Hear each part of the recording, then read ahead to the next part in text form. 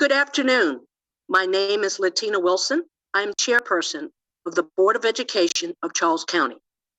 This afternoon, I welcome Dr. Jeffrey Holmes, one of 3 superintendent finalists for Charles County Public Schools.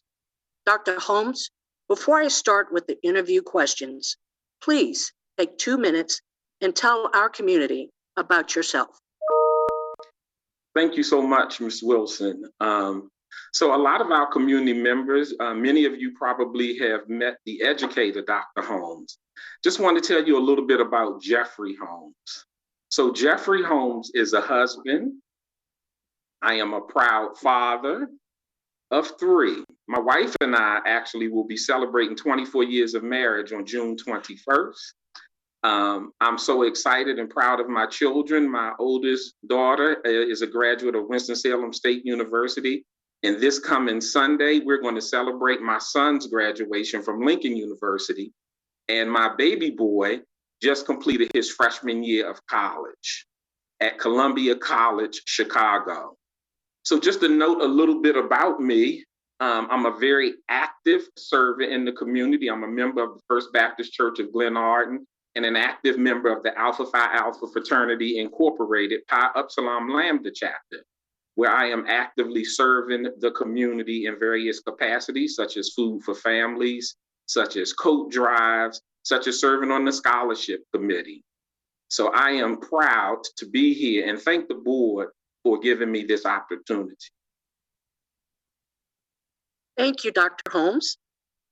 Let's begin with the questions. Today's interview includes 5 questions selected by the Board of Education members. We surveyed the Charles County community for questions and pulled our choices from over 2,500 responses. Please try to answer each question within 2 minutes. Question number 1, what is your vision for Charles County Public Schools, and where do you see the system in 5 years? Thank you. My vision for Charles County Public School is first to eliminate the learning and opportunity gap for all of our children. We have some learning and opportunity gaps in our racial ethnic groups. And so the first part of my vision is to eliminate that, thus closing the achievement gap for our students. I also want to increase the number of students that are deemed college and career ready. And I want that percentage to be commensurate with our 93.5 graduation rate. So we have to ensure that we are providing a high quality education to our students. And lastly, I want to see that we continue to build on the high performing workforce and workforce diversity in Charles County. So in 5 years, I see us having a diverse, high-performing workforce. I see us increasing our enrollment to beyond 30,000 students. Why will we do that? Because individuals will want to return to Charles County Public Schools. Those parents and families who've chosen private or homeschooling or have chosen to learn in other districts will return. I see them returning to Charles County Public Schools because of the high-quality education that we will provide our children. Thank you, Dr. Holmes. Question number 2. Despite numerous interventions in reading and math over the last several years and a focus on early childhood education, learning gaps continue to exist and even grow. What actions will you take to close these learning gaps? So the action that I think we have to take, we've tried a number of interventions, but I believe we have to start with prevention. So in prevention, we want to start with the instructional core. And what I mean by the instructional core, there are 3 components of an instructional core. It's the teachers, the student, and the content. So we have to ensure that our teachers have the knowledge and skill to develop our children. We have to ensure that they are implementing with fidelity best practices and strategies to help build the literacy of our students.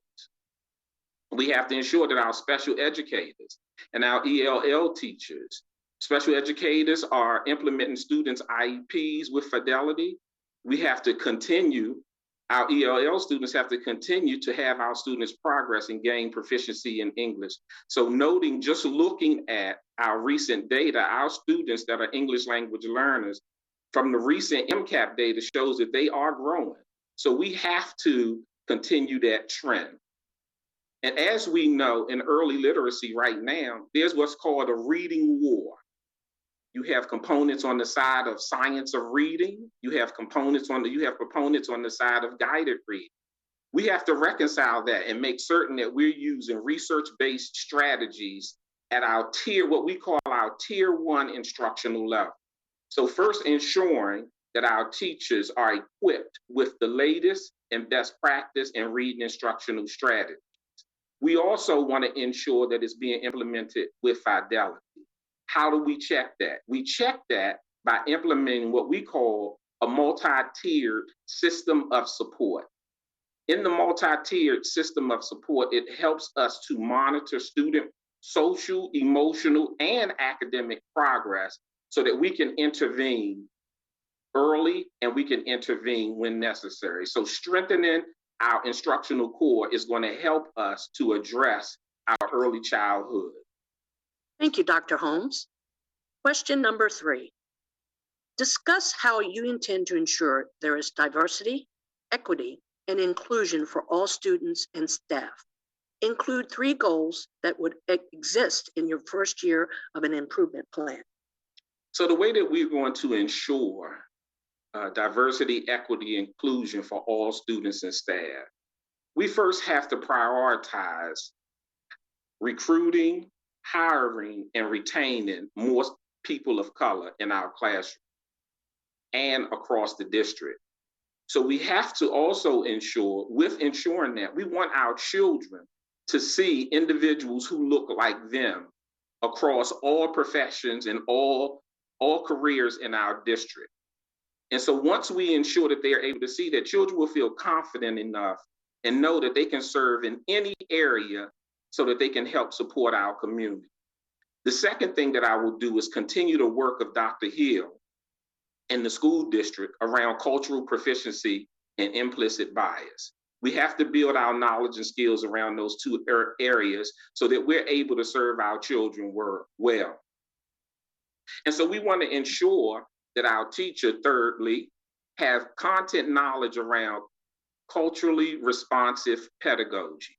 We have to make certain that our curriculum reflects the cultures of students in our school and children can see themselves in our curriculum. And we have to ensure that our teachers are able to provide culturally responsive instruction to our students. Question number 4. How do you plan to improve educator job satisfaction and retention? So the way that we will improve educator job satisfaction and retention is, first, we have to listen to our staff. We have to become listeners. We also have to invite them to the table and be a part of the decision making that we have in our district. We have to make sure that we provide our staff with high quality training so that they continue to feel confident in their ability to serve our children in whatever capacity they are serving our children. We have to continue to advocate for compensation for our staff. We have to continue to support the recommendations by the Kerwin Commission and the blueprint for Maryland's future. So we also want to make sure that our educators feel competent and respected as the professionals that they are. So once again, we want to make sure we listen to our educators. We want to make certain that we provide high quality training so that they feel confident in their roles. We also want to make sure we advocate for higher compensation and support the blueprint for Maryland. And we also want to definitely make sure we're giving them a voice in all the decisions that we make. Question number 5. The pandemic has placed increased stress on students, staff, and community. What is your plan to address this mental and emotional health crises? So in order to address this mental and emotional crisis that all of us have experienced, I'm going to take the advice from the advice that we're given when we fly across this country. We first have to put on our mask before trying to assist others. So with that analogy, we first have to ensure that we strengthen our employee assistance program to help our staff health and wellness, and quite honestly, all of our financial literacy. So we have to have a strong staff so that they're able to confidently serve our children. We have to train our staff in trauma responsive practices. We have to ensure that teachers and our school leaders, those individuals, they're on the front lines and they see our children when they come to the school.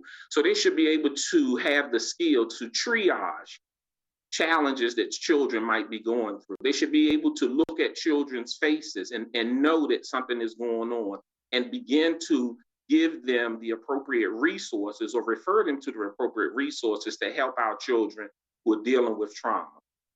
And I'm going to continue, as I have in previous meetings, to advocate as we build our mental health staff that we add social workers to our mental health staff. Social workers will be our on-site therapists for staff and students so that they also can address their mental and emotional health. Thank you, Dr. Holmes, for your answers. On behalf of the Board of Education, thank you for joining us today. Please take 2 minutes to provide any closing remarks you would like to add. Thank you so much. So once again, I want to thank the board for this opportunity to be a finalist for Charles County Public Schools. I've been in the field of education since I was 18 years old. I started working in Prince George's County Public Schools as a before and after care assistant and a substitute teacher. And that's where I began to serve children and families. So I'm committed to this work and will remain committed to this work with Charles County Public Schools. Thank you so much for your time and attention. Charles County Public Schools is posting the recording of this interview and a community feedback survey on the school system website, ccboe.com. Look under the quick links menus located on the right-hand side of the homepage and scroll down to click on Superintendent's Finalists. The survey closes at 5 p.m. on Tuesday, May 25th. Thank you.